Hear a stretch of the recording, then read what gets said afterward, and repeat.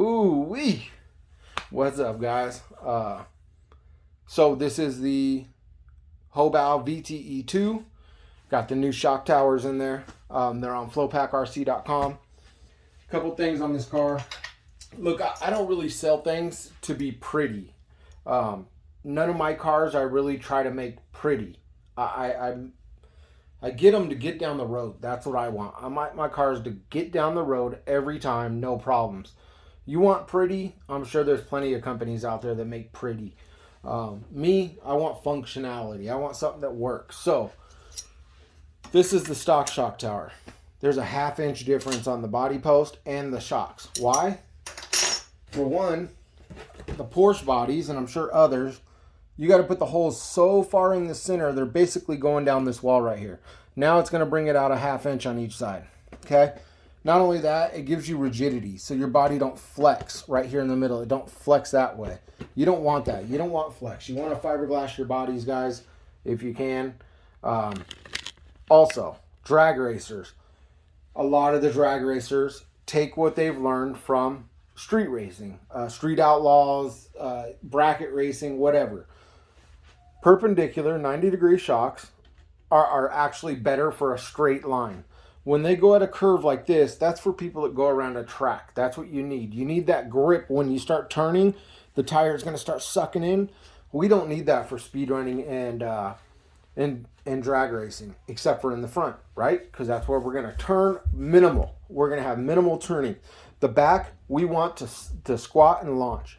Even with speed running, we want a little squat. Some people lock it. I don't like mine locked. I still give it a little squat. It's still got a little bit, guys.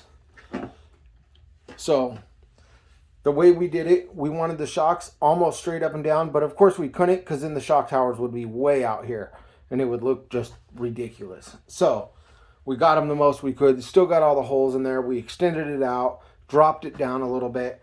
That way the shocks compress a little better. And then in the front, really happy with the front, guys. So we went ahead and chopped this thing down and made it smaller. I was having problems with the body hitting the top of the front shock tower. Right here, it was rubbing. Instead of going out there with a grinder or sander or file or whatever and cutting it down, we made better ones. These things, it's hard to tell because the bumper's hiding it, but basically it's this chopped down 7mm, okay? We just squished it down 7mm. Still the same width, everything.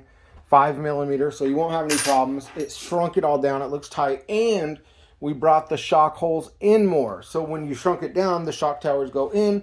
Better for steering, better for performance, guys. If you look at the 8 scale on-road cars, most of their shocks are just like this. They go in very far in the front. That's for steering. You want to control that thing. Now, like I said, in the rear, we don't want that. We want it to squat and launch, and we want it to hold true. The front, we want a little bit of in-steer. So, anyways, guys, yeah, the new shock towers, I wish you can get a better angle at them. But they're real clean. Now, these ones are in a matte color. That's just for me. When I make stuff for myself, I don't put the fancy stuff on my cars because it's expensive, especially right now. But you will have the nice carbon fiber when you do it. It'll be the shiny gloss. Unless you want matte, hit me up. I'll get you matte color. But I do it because I beat the hell out of my cars, guys. I really do. And if there is a problem and I crash, then you know what? I don't want to have a problem. So I went 5mm on them, guys. Nice and thick. Don't want any issues. Seems like when I did crash with the arrma, the only thing holding it all together was the carbon fiber. So it works. Functionality is what I'm all about. I don't care about pretty. Pretty's cool. Don't get me wrong. I've seen some beautiful rides, but that's not me. The new spools for the VTEs are out, guys. The vte2 long spool. And it's just so smooth now. So smooth. I have no issues with this car. No doubt in my mind this will be a 170 mile per hour car probably next weekend. So I didn't get a chance to run this weekend, but the way the shocks, everything sits now, it just sits so nice. The front only has an 1/8 inch of play now because where I put the shocks. Now, if you brought the shocks into the inner hole or the outside hole, you'd have a little more play. But I like mine squatted in the front, and an eighth inch of play is all I need. That's it. The front or the rear, now that we moved them, you're going to get a 1/4 inch and then it's going to lock up. That's what I want. This car The shocks do so much for just helping you out with setup, guys. That's what I'm trying to get at here. The setup's going to be better. Your body's going to be sitting a lot better. This sucks because I already have holes in this body. So I'm going to have to drill new holes in it. But you don't want your body to fold, guys. You don't want it to fold. You want it to stay true. If you look at the Mugens, the RGT8s, the MTXs, the MRXs, all that stuff, they have a wide rear body post. Really wide. Why is that? Because you don't want that flex. You want your body staying stiff. That's why we fiberglass our bodies also, like I just said. Fiberglass them. Get them nice and stiff. It's not so when I crash. When I crash, the fiberglass isn't going to do nothing but crack. So, yeah, that's basically it. Also, guys, got some street eliminator stuff coming too. Let me move this out of the way real quick. Man, look how smooth that is. Everything's so smooth with that spool. So this is my X-Ray vte2 prototype number 3. We've already cut this. Yes, this is wood, guys. We are making wood chassis now. No, I'm just joking with you. This is what we do when we're testing stuff. So I've already made 2 chassis for this car, prototype 1 and 2. We made that on wood and carbon fiber. And there was something that wasn't just working with them. So finally figured it out. We wanted them as thick as possible. We didn't want to have like a 2 or 3 millimeter chassis. We wanted it as thick as possible, but we still wanted that flex in there. You still got to have that flex. So we started messing around and messing around and messing around and finally found something that works. This thing tomorrow will be cut out of carbon fiber for the XB2, sorry, for the X-Ray street eliminator. See those wheels? Nice and balanced. Carbon fiber filament with rubber tire. Stock bearings. I just put this kit together, matter of fact.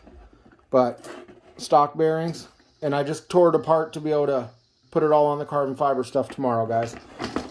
I think this kit's going to be awesome. These wheels are going to be available. Like I said, carbon fiber filament with rubber tires. They meet all the street eliminator rules. So, and there's even a little spot for foam if you want to. I think they got rid of that, but they're so balanced, perfectly balanced to where, like I said, those are stock bearings. There's nothing on them. But the chassis will be available soon for the XB2. I don't know why I keep saying XBD. XB2. And then we're going to start working on a Traxxas chassis. Something similar to this. Like I said, after going out there and putting it together, taking it apart, putting it together, finally I found something that works really good. And the flex in it just really works good, guys. So check out the website for those. The wheels will be available on there. And we're going to have 2 options. These are the tall wheels. And we have the shorter wheels. Not so tall. They're both going to have rubber. And look, I didn't go for any fancy designs right now. I want them to be 100% balanced. That's why.